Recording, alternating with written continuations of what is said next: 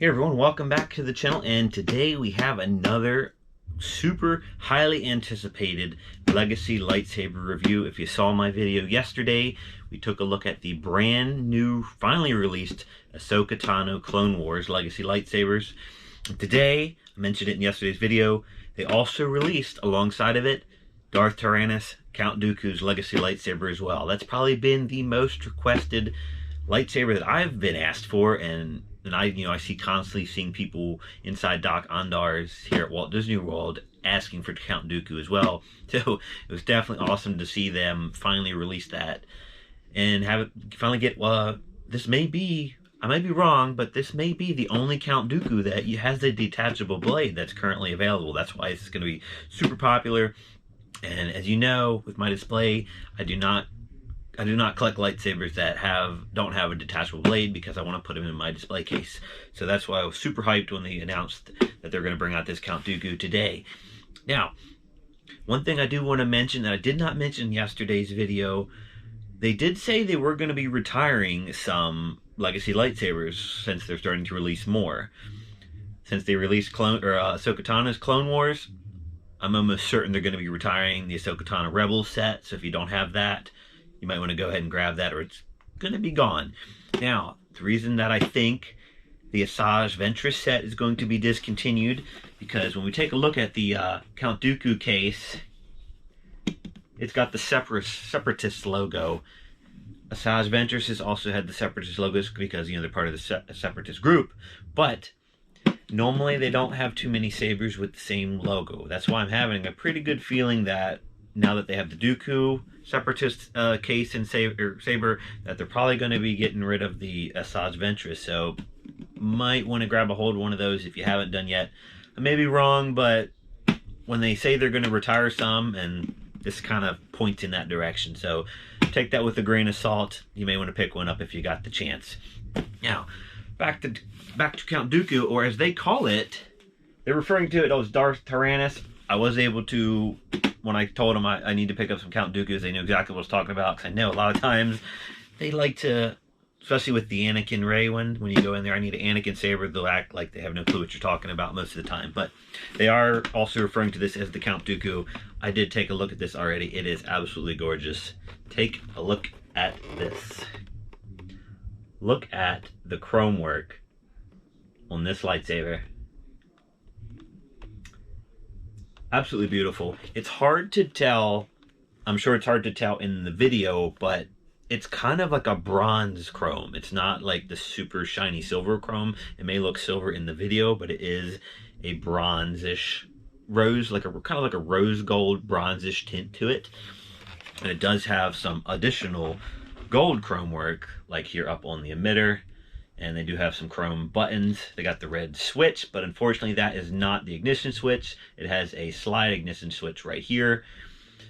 Full rubber grips, which are really solid. They're actually set down into the hilt, the handle of the hilt, which is nice. Some of them, they have them like raised out, like you can obviously tell they're kind of like glued on there. But these, you can tell right here, see how the metal chrome work wraps over top of the grips, so the grips are definitely set down into part of the hilt, which makes it really nice. The weight on this it's probably one, if not the heaviest, one of the heaviest. I put it up there with the Kylo Ren. If you're familiar with the Legacy lightsabers and you have a Kylo Ren at home, this is definitely up there on the weight size of the Kylo Ren. So it's definitely one of the heaviest hilts. So I really wouldn't want to be carrying this around all day, say on a belt clip, because it is going to be heavy, and it's going to be definitely going to be pulling your pants down if you're wearing it on a belt clip. But absolutely beautiful. I love the classic curve on this thing, and of course the hook emitter end, which it's pretty solid. It might be metal. I think it is cast metal, part of the emitter end that's also cast metal, so you don't have to worry about that breaking. It's not flexing at all, so it makes it's pretty sure it's metal. It would be kind of silly of them to make that in plastic, because that thing would be gone in no time. But there you go, absolutely gorgeous. The chrome work on this is pristine, perfect.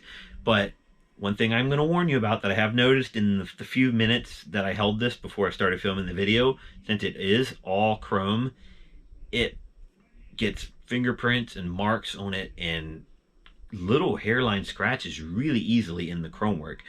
And what was kind of strange, when I popped it out of the case, it was covered in like a wax that they polished the you could tell they polished it, but they didn't really clean it off very well.